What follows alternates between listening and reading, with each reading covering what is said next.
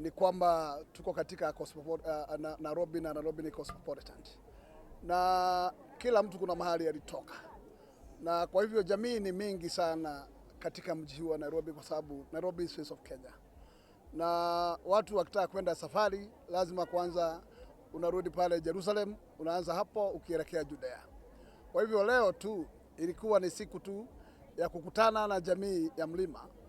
Jamii ambao sisi wengi tumetoka. Na ni kwamba tungetaka tu kujadiliana nao na kuwaonyesha umuhimu wao kuungana kuwa kitu moja. Kwamba wakiungana kuleta wale wengine katikati ni kwamba Nairobi, kwa sababu Nairobi ni kiwanja kubwa.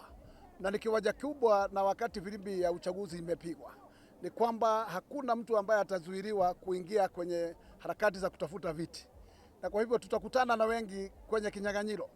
Na kwa hivyo ni mzuri kwanza mtu mahali ametoka kwanza kutengeneza barabara hapo, ili watu wake aweze kuwaonyesha mwangaza wa kule safari inaenda, ili ukirudi sasa kuleta wale wengine karibu tayari kwako nyumbani, ushawasemesha na washaelewa ni wapi na nia gani unayo.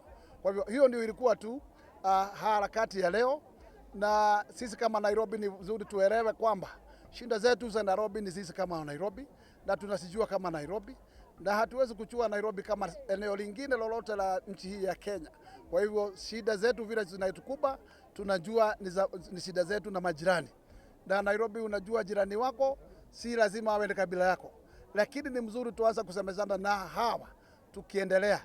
Na hii mikutano tutayafanya, tutaenda kwa jamii ya Wakamba, tutaenda kwa jamii ya Waruo, tutaenda kwa jamii ya Wabagusi, na tutaungana na jamii ya Waruya tusemezane nao, kwa sababu safari tunataka ni ya kaunti mzima, na hiyo kaunti haiwezi kuwa kaunti kama haina mawe zote za makabila zote. Kwa hivyo hii ilikuwa mwanzo tu, mtatuona kwa mikutano na mizururo mingi, mikutano mingi na jamii zingine zile ambao zimejenga nchi dunia ya Nairobi.